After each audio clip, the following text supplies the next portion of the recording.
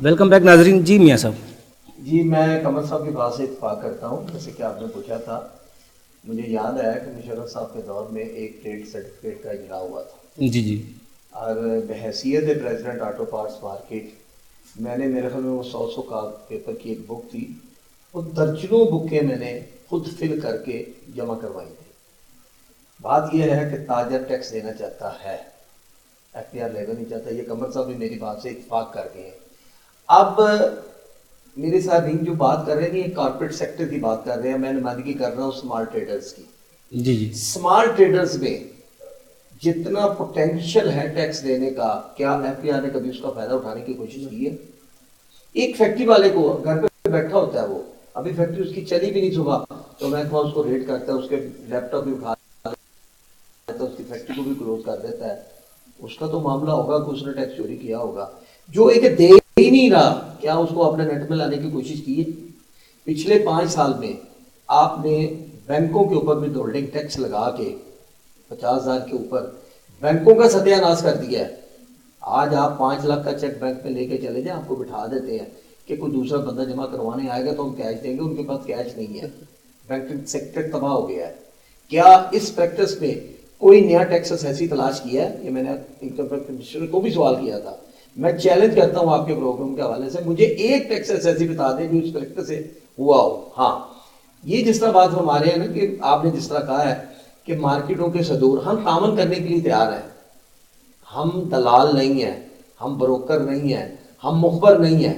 हम आपसे तामन करने के लिए तैयार हैं महकमे के साथ, कि हम दुकानदार को, अपने ट्रेडर्स को ये मतलब मजबूर करेंगे कि भाई टैक्स नेट में तू आ जा।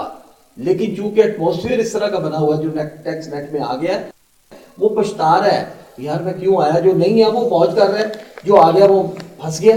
जी जी तीसरे नंबर पे कमर साहब ने बहुत अच्छा बात किया है। हमारा मुल्क सारी जिंदगी से हम सुनते आ रहे हैं कि एग्रीकल्चर बेस पे स्टैंड करता है। ना आज तक अपना टमाटर हम पूरा कर सके हैं, ना आलू पूरा कर सके हैं।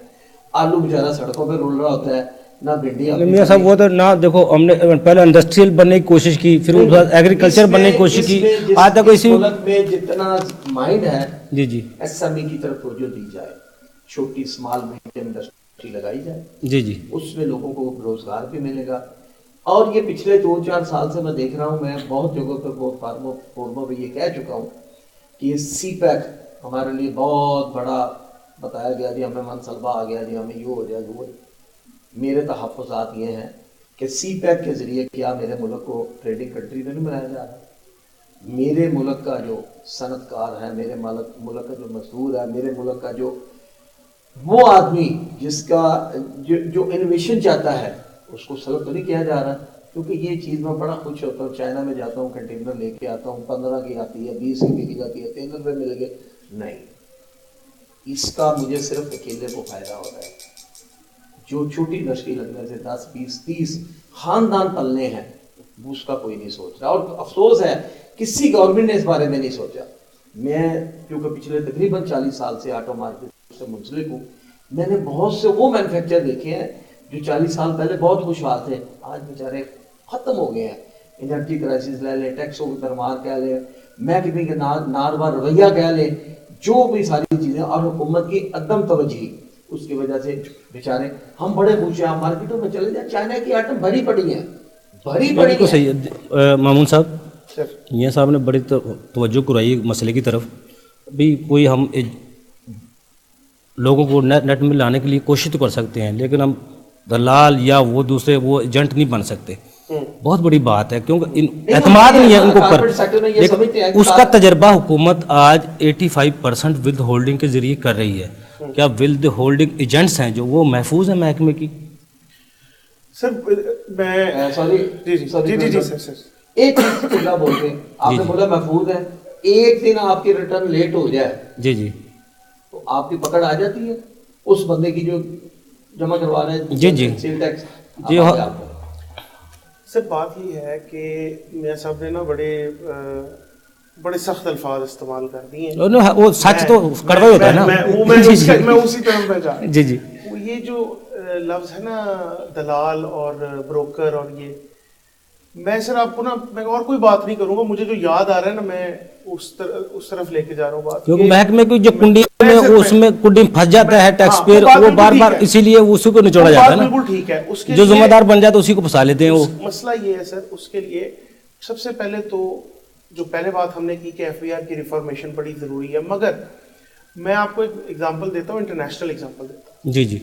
ब्रिटेन टैक्स कलेक्शन 70s में बड़ी लो थी। नया टैक्स इंपोज किया मार्केट थैचर ने, जी जी। जो था काउंसिल टैक्स। उसके ऊपर रिकॉर्ड है हिस्ट्री में, आप आज गूगल करके देख लें, 18 दिन लंदन की सड़कों से कूड़ा नहीं उठाया गया। सारी लेबर जो है वो स्ट्राइक पे चली गई। उसने कहा काउंसिल टैक्स नहीं देंगे। सर बैनर्स लगे थे, हिस्टोरिकल बैनर्स हैं, tell us what you know. क्या बात है। ठीक है जी, आप हमारे आईज एंड ईयर्स हैं, हमारे पास हमला नहीं है। वो नहीं हिली, उसको आयरन लेडी कहा जाता है। प्राइम मिनिस्टर थी ब्रिटेन की, और जी जी। कहती है टैक्स लूंगी किसी सूरत, जी जी। आई विल नॉट बज। आज जो टैक्स कल्चर है ना, 98% कंप्लायंस ब्रिटेन में क्यों है? इकोनॉमी का बेड़ा गर्क है उधर, ब्रेक्सिट सर पर है, इकोनॉमी चल रही है, टैक्स के बल पे चल रही है। वहां पे तो अब लोगों ने जाना छोड़ दिया है, जो जितने एक्सपेंसिव हो गया है आपका जो करेंसी है, और ब्रेक्सिट की वजह से वैसे ही तहफुजात बड़े हो गए हैं, फिर एक्सट्रीमिज्म की वजह से भी लोग बड़े कम उधर ट्रेवल कर रहे हैं। ट्रेवलिंग एक बहुत बड़ी उनकी वो थी, मुश्किल थी। जी जी। तो वहां पे लोगों ने जाना छोड़ी, मगर इकोनॉमी क्यों स्टैंड कर रही है? 98% कंप्लायंस है सर। जी जी। लोग टैक्स देते हैं। वहां का कल्चर, मैं आपको अपनी जबानी बता देता हूँ, मैं 8 साल उधर रहा हूँ। वहां का कल्चर ये नहीं है, ये बात इन्होंने मियाँ साहब ने बात की है, बड़ी वजह है उनके लिहाज से कि हम लोग किसी की मुखबरी नहीं करेंगे। मगर अगर मैं एज ए कंसल्टेंट पाकिस्तान में, मुझे सबसे बड़ी बात आके बंदा कहता है कि मैं सेल टैक्स क्यों अदा करूं, मेरे साथ वाले का, मेरा तो मैं कंपेटिटिव ही नहीं रहता मार्केट में, कंपटीशन मार जाता है मुझे। तो भाई फिर उसको रजिस्टर करवाओ, उसको लेके जो अगर वो टैक्सेबल आइटम बेच रहा है तो उसको सेल टैक्स में रजिस्टर कराओ। मगर ये जो लफ्ज मियां साहब ने अदा किए वो इस वजह से किए और बजा किए, वो इसलिए कि भाई ये जो बात कर रहे हैं ना, एफबीआर लेट रिटर्न हो जाए तो हमारा मसला तो ये है ना, कोई एक्सीडेंट हो गया रास्ते में, मैंने इन्फॉर्म कर दिया है पुलिस को, किसी को, उन्होंने पहले तफ्तीश मुझसे शुरू करनी है। कोई हादसा पेश आ गया, मैंने को इन्फॉर्म कर दिया, तो सबसे पहले तहकीकात मुझसे ही शुरू होगी। ये जो है ना, जो रेस चलेगी वो रिफॉर्मेशन से चलेगी। अगर थोड़ा सा भी एतमाद हो किसी इंसान को, किसी शख्स को, मियां साहब ने बड़ी खूबसूरत बात की कि बैंकिंग सेक्टर पे टैक्स लगा के नॉन फाइलर फाइलर की तफरीक डाल के कितने टैक्स पेयर पैदा कर रही है। मामून साहब देखो, हुकूमत हमारी जिस तरह भी मुल्क को चलाती रही, इतने कर्जे ले चुकी हैं, आगे चलना बहुत मुश्किल है। रेवेन्यू से मुल्क चलता है, लेकिन वो हुकूमत क्या करे? वो मुल्क को चलाने के लिए रेवेन्यू आएगा तो मुल्क चलेगा। टैक्स आप कहते हैं देना चाहते हो, वो एफबीआर लेना नहीं चाहता। कौन से ऐसे रास्ते हैं जिनकी तरफ खास तवज्जो दी जा सकती है? टाइम का मैं सर प्रपोजल ऐसी देनी चाहिए सर। मैं एक ही बात जिस मुल्क में वो टैक्स ज्यादा देते हैं, जी जी, सियासी फैसले छोड़ने पड़ेंगे। जी जी, बहुत ही सख्त और मुश्किल फैसलों का वक्त है। जी जी। टैक्स कलेक्शन जिस जगह पे आ गई है आपकी, जी जी, जिस जगह पर आपका मुल्क है, मेरे सीनियर हैं भाई बड़े, मैं ये दोनों ने कहा कि बड़ा मुश्किल हालात है, एग्री सेक्टर भी बड़ा खराब मसला हो गया है, कॉर्पोरेट सेक्टर भी है। और सर लॉन दी सेल लगती है तो दरवाजे टूटना शुरू हो जाते हैं। जी जी। ऑडियां, बीएमडब्ल्यूज फिर भी चल रही हैं, लाहौर की, कराची की, इस्लामाबाद की, पेशावर की सड़कों पर। जी जी। सर आप मुझे होटलों में वीकडेज में, जी जी, बाहर से मेहमान आते हैं, वो कहते हैं तुम लोगों की मार्केटें वीकडेज में तुम्हारे होटल्स भरे होते हैं, तुम लोग कहते हो पैसा नहीं है। सर ये कुछ ज़ाब्ते बदलने पड़ेंगे, मुश्किल फैसले करने पड़ेंगे। इसमें बड़े लोग नाराज होंगे, परेशान होंगे। हमें इससे कता नजर मुल्क को चलाने के लिए, मुल्क की बेहतरी के लिए इदारों की कंप्लीट रिफॉर्मेशन करनी पड़ेगी। यानी कवानीन का इतलाक है, आप चाहते हैं सब पे यकसा हो, वो बेशक गरीब है या गरीब है, या वो ब्यूरोक्रेट्स है या सियासतदान है या फार्मर है, कोई भी है। बिल्कुल ऐसे, बिल्कुल ऐसे। डिटेक्शन, टैक्स पेयर की डिटेक्शन अगर डिपार्टमेंट नहीं कर रहा, क्यों नहीं कर रहा? बिल्कुल ठीक है, आपको मौक़िफ़ आ गया है। मियाँ साहब टाइम कम है, क्या प्रपोजल आपने कोई ऐसे माहौल देना पड़ेगा? चोर चोर की सदाएं बंद करके हर बंदे को दोस्त बनाना पड़ेगा। आप दोस्ती के रूप में तो मेरे से कुछ ले सकते हैं, दुश्मनी के रूप में नहीं ले सकते। ताजर को पुरसकून माहौल दें, ताजर टैक्स देना चाहता है, टारगेट टैक्स दे रहा है, जो दे रहे हैं उनको छोड़ दें, अब आप जो नहीं दे रहे उनको नेट में लें। बिल्कुल ठीक है। कमर साहब टाइम कम है सर, 1 मिनट है आपके पास, तो ऐसी तजवीज़। देखें, मुझे एक चीज़ का अफसोस हुआ पिछले दिनों अखबार पढ़ के कि आपने HEC का जो बजट है ना उसमें कमी कर दी, और ये मेरे लिए इस गवर्नमेंट में अब तक जितना सबसे जो एक अफसोसनाक मुझे खबर लगी हुई हायर एजुकेशन, जी जी, हायर एजुकेशन कमीशन का आपने जो बजट को कट लगाया ना, वो बहुत बड़ा जुल्म किया आपने।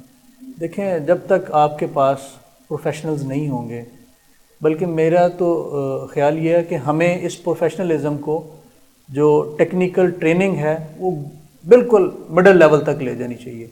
मिडल के बाद मैट्रिक जो है वो मैंडेटरी ना हो। अगर किसी बच्चे ने किसी टेक्नीशियन का कोर्स करना है, उसने किसी सिविल इंजीनियर का कोर्स करना है, कोई उसने टेक्निकल शोबा अडाप्ट करना है, वो मिडल के बाद हमें देना चाहिए।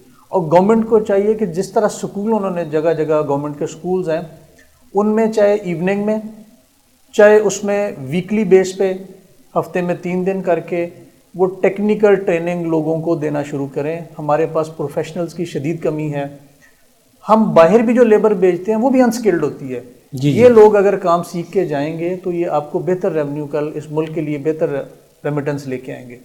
उसके बाद आपने जो आपका एजुकेशन का रिसर्च का शोबा है उसमें हम बड़े कमज़ोर हैं। हम बातों में तो बड़े आगे हैं, लेकिन रिसर्च के शोबे में हम बहुत पीछे हैं। और हमारी प्रायोरिटी होनी चाहिए कि हम चाहे कोई भी शोबा हो ज़िंदगी का, उसमें आपका मेडिकल है, उसमें आपका एग्रीकल्चर है, उसमें आपका बाकी जितने शोबा जाते हैं, सर्विसेज सेक्टर हैं, जब तक उसमें इनोवेशन नहीं आएगी हम दुनिया का मुकाबला नहीं कर सकते। बिल्कुल। और दूसरी बात, मियाँ साहब ने बड़ी बात की कि अब हमारी जो इंडस्ट्री की हालत है, देखें बात यह है कि अगर आपने इस मुल्क को चलाना है, आपको इंडस्ट्री भी चलानी पड़ेगी। आपको बाकी दुनिया के मफादात के लिए नहीं, अपने मफादात के लिए फ़ैसले करने होंगे। और रही बात टैक्सेस में, टैक्सेस की कलेक्शन की, देखें कभी भी पूरी दुनिया में टैक्स जो है वो कोई खुशी से नहीं देता, ये सबसे लेना पड़ेगा। लेकिन शर्त ये है कि लेने वालों की नीयत ठीक हो और वो ठीक जगह पे जाए, और देने वालों को एतमाद हो। जो एक वजीरों और मशीरों की अभी हमने फौज, मैंने 20 से ज़्यादा मशीर जब तो मुझे अफसोस हो रहा है कि शायद हम उसी सिस्टम को कंटिन्यू कर रहे हैं। चेहरे बदलने से जो है ना वो हमारी शायद किस्मत नहीं बदलेगी। हमें फैसले सही मानों में करने होंगे जो इस मुल्क और इस कौम के लिए लॉन्ग टर्म पॉलिसी बनानी, लॉन्ग टर्म पॉलिसीज बनानी पड़ेंगी और उन पे अमल करना पड़ेगा। जब तक हम लॉन्ग टर्म पॉलिसीज नहीं बनाएंगे, इस मुल्क को हम आगे नहीं लेके जा सकते। मुल्क का बजट 5 साल पहले दे देना चाहिए, 5 साल के लिए ये तरीक़ेकार होंगे। और पूरी मशीनरी को, इसको FBR को तो वैसे भी आज़ाद कर देना चाहिए, खुद मुख्तार इदारा बना देना चाहिए। इनका काम टैक्स कलेक्शन करना नहीं है, इनका काम है टैक्स नेट को, टैक्स बेस को बढ़ाना है। कमर साहब आपको बहुत शुक्रिया, मियाँ साहब आपको बहुत शुक्रिया, मामून साहब आपको बहुत शुक्रिया, आपने हमें टाइम दिया। नाजरीन, टैक्स के हवाले से कोई शिकायत है, कोई मामला आप उठाना चाहते हैं, कोई टैक्स के हवाले से मालूमात चाहते हैं, किसी भी हवाले से आपको कोई मसला है, तो आप, हमारा ईमेल नंबर मौजूद है, फ़ोन नंबर मौजूद है, आप हमें कॉल कर सकते हैं, मेल कर सकते हैं। अगले प्रोग्राम तक के लिए अफजल जी को इजाज़त दीजिए। अल्लाह हाफ़िज़।